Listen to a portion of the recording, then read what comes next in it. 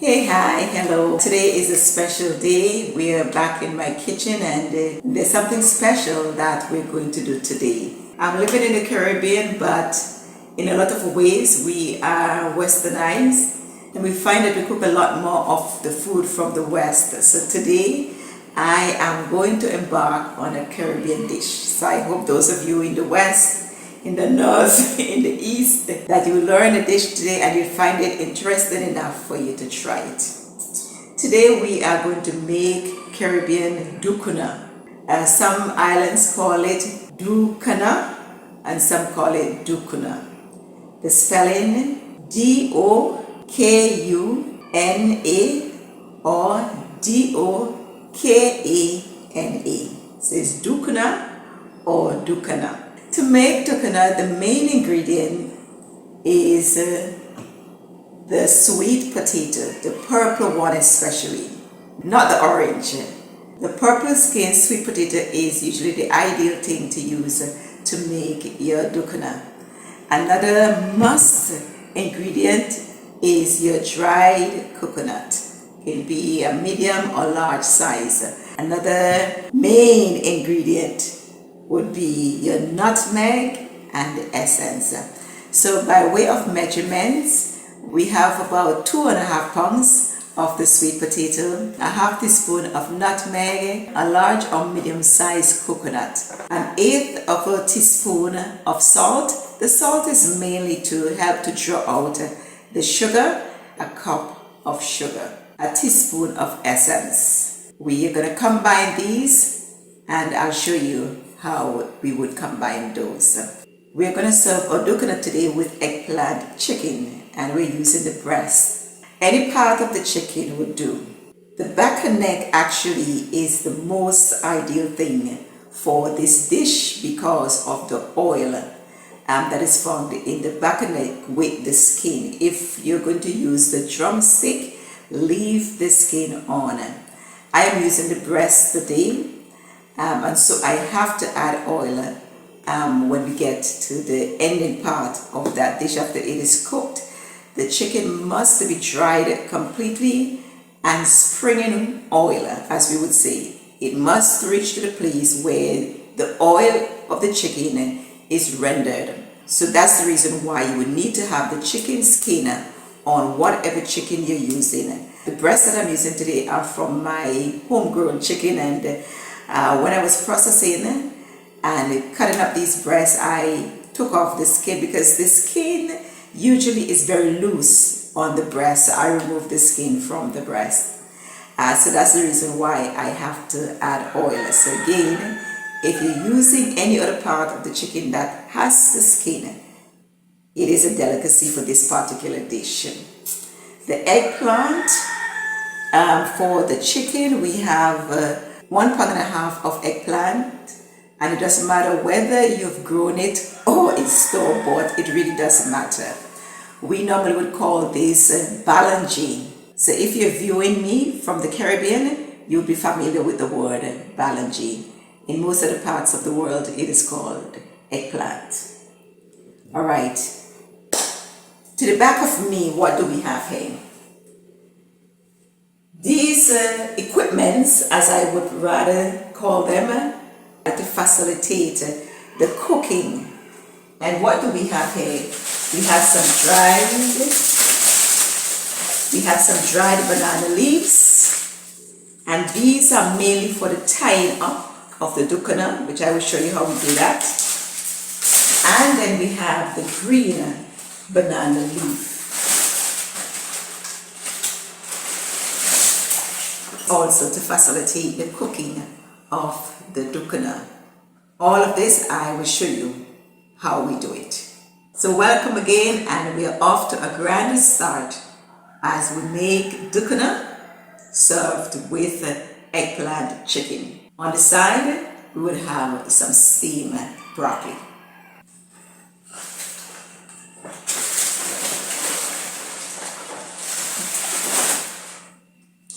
And of course, to begin, we must grate our coconut and also our sweet potato. So when we come back from this quick break, we would have our grated sweet potato and grated coconut. Our ingredients are now ready.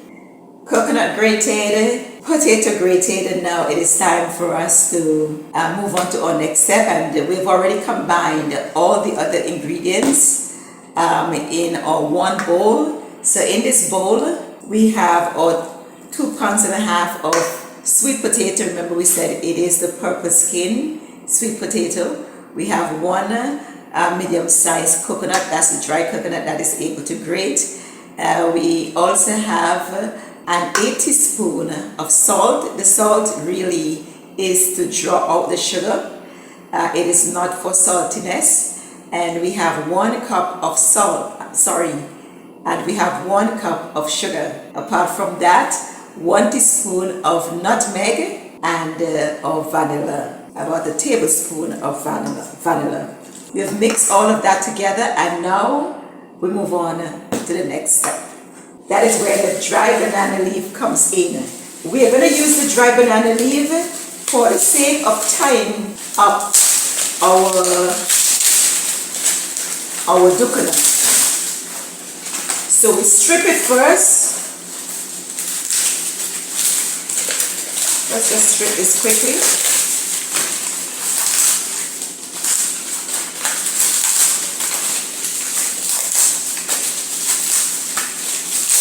Quite a bit of fun, right? Cooking should be fun.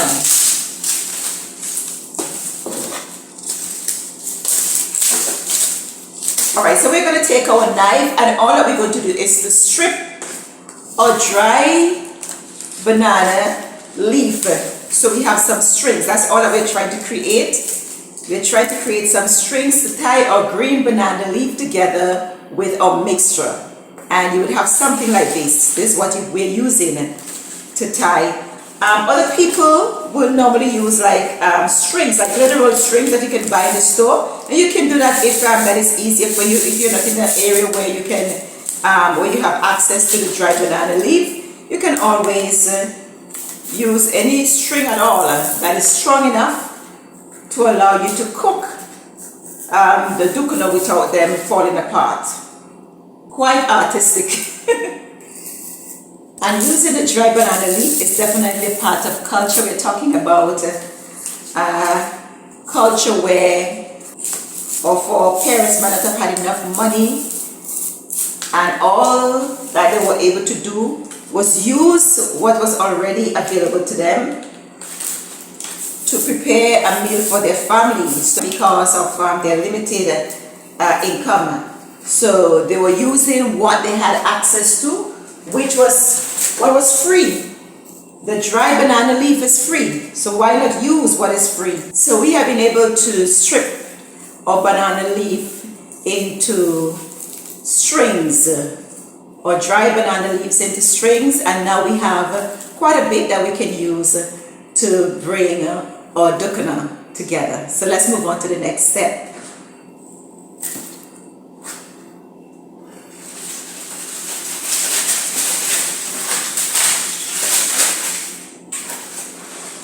Our next step now is to prepare our green banana leaf, and we're going to cut it off of the vein.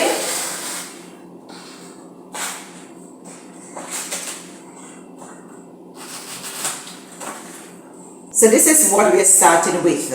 Now if we try to fold anything into this, if we try to put our mixture into this and fold this, because of how stiff it is, it would break. We do not want it to break. So in order to prevent the banana leaf from breaking and make it pliable, we would put some heat on it. So all that we would do is put it over the heat of the burner, the fire, the open fire.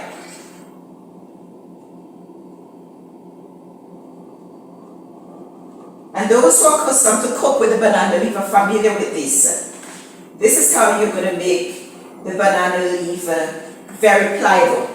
And you can notice that now it is easily bent. We can do anything that we want with this. So just to give you an example of one, we just put our or Dokuna. In this we're not going to put too much because this is a small leaf, and we will fold it again because the leaf has been warmed up. It is now easy to bend, and now we have something that looks like this, bent in a rectangular shape. We then will take our dry banana string and we bring it like this first. Okay, let me bring down the camera so you can see exactly what I'm doing on the table. So we first bring it the long way and then we twist it in the middle to form a tie like that. Take it to the back and we tie it in a nice bow. Very simple. So this is what our Dokuna is going to look like before it is cooked. We can trim this up, but not necessary. This ensures that the mixture stays within the banana leaf. So I'm going to go ahead and make the rest, and we move on to the next step. And remember, when you're warming your leaf, that you're not allowing the flames to stay any length of time in any one particular place. You're just moving it around to ensure that the leaf is not burnt. The idea is simply to warm the leaf to make it pliable so that it's bendable. So we do it's a fast method. You're just passing it on the flame. And you can feel that it is softer. We're proceeding. And now that all of my leaves are warmed, and there's absolutely no science in determining the size of each Dokuna and the size of the banana leaf that you're using, because there are times when you're not going to be able to get or find a leaf that is whole on the banana tree, that the leaves may all be cracked. So all that you do is that you make your Dokuna to fit the sizes that you're able to find on the banana tree. If you're trying to tie your Dokuna and the strings that you made from the dry banana leaves, if those strings are very bricklish and it's hard for you to bend them, because every time you try to bend them they break, the simplest thing to do is to rehydrate them. Put them back in the water. I just pulled this out of the water because it was very bricklish. Now it is so much softer. I can easily bend it into whatever position I need it in order to complete my tie. So that's a trick that you can use. And the banana leaf is not just for Dokuna. You can use it for other recipes. There's some people also who would use the foil paper to wrap the potato mixture in and cook it in the foil paper. I am not sure that the Dokuna taste is the same processing the foil paper, because there's something about the banana leaf that gives it that added flavor which you would not get from the foil. And there are people who also use whether threads or twines in order to tie up the Dokuna.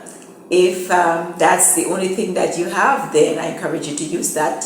Don't let that prevent you from enjoying Dokuna. Again, if you don't have dry banana leaves and if you don't have the green banana leaves, still find some way. Again, you can use a foil and have it done.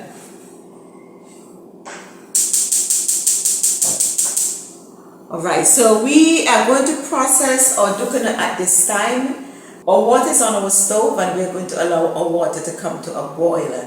Once the water comes to a rolling boil, we're going to add our Dokuna and we're going to allow them to process for about 45 minutes. So we've added salt to our water, and that is just in case it seeps into our Dokuna, that it will not take away, but rather it would add because it is salty.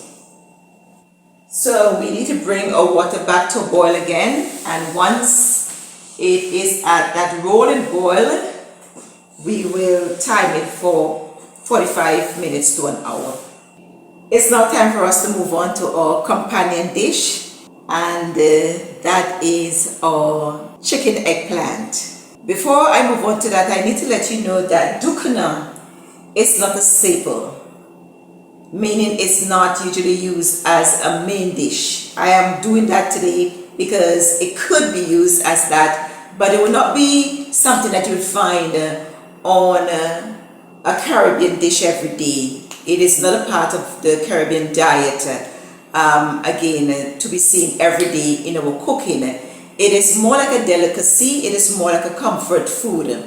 So because of that, it could be used as a main dish or it could be used as a side dish, depending on what you desire to do. Today I'm using it as a main dish rather than a side dish.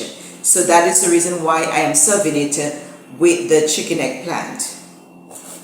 So we are starting our chicken right now, and I'm just preparing the eggplants.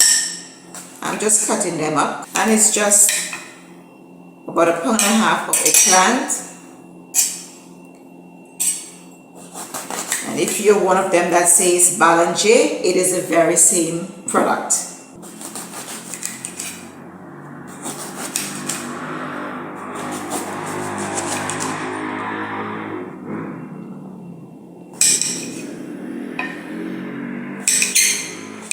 I just need to cut these small enough so that they can melt easily. For this dish, we need the eggplant to completely disintegrate in the pot. For our chicken eggplant, we're going to first stew our chicken. In a hot pot, we will add 3 tablespoons of oil. That's 3 tablespoons of oil. And to that we would add 1 tablespoon of sugar.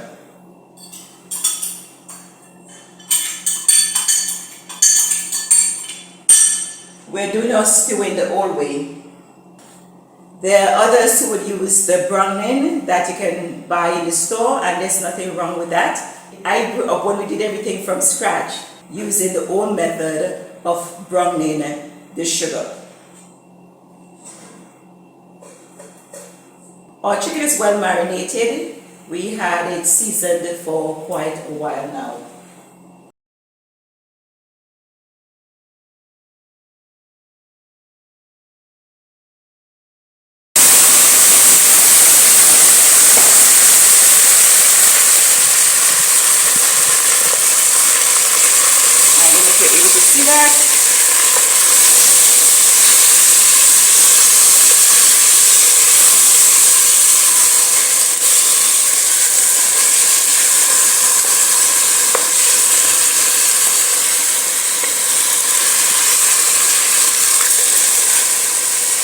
A trick that we can use when we are stewing our meat, if we do not have enough time to season way ahead of time, what you do is at this point of cooking the meat, you just allow it to simmer. Once you do that, that helps the seasoning to cook into the meat before you add all of that amount of water. And you tend to end up with a more seasoned meat. We're adding our water now.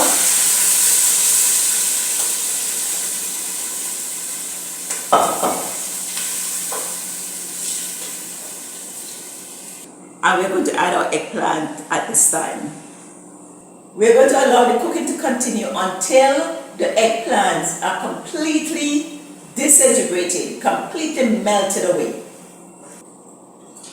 And that may require adding more water, so we are monitoring as it cooks. So I'll see you back when my eggplant is at that point, so that you can see the consistency of what we're looking for. When it's all through, there should be no water at all in the pot, just oil alone. No water. If we have to add oil, we will have to add a little bit of oil because it is breast. As I said before, if we were using the drumstick or even the back and neck part of it that has the skin, that would have even been better, but the breast has no skin, so we may have to add a little bit of oil. We'll monitor and see. I'll bring you back in when we get to that point. Our chicken is at the place where we can just about call it quits. You can notice that all of the liquid is completely dried out. That's how you need it. But for this dish, we need to have a little bit more oil in it, so I am going to add just a bit of oil.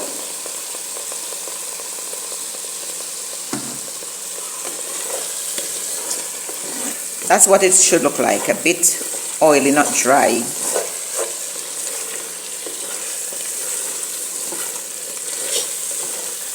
And the chicken is soft, it's falling apart, which is very good. We can turn this stove off at this moment because our chicken is through. Our chicken is finished. Well, I hope you enjoyed that video. Sadly though, the plating part of it was lost. You see, the video was taped a few months ago and I'm only able to edit it at this time. But I can assure you that it was indeed delicious, as always.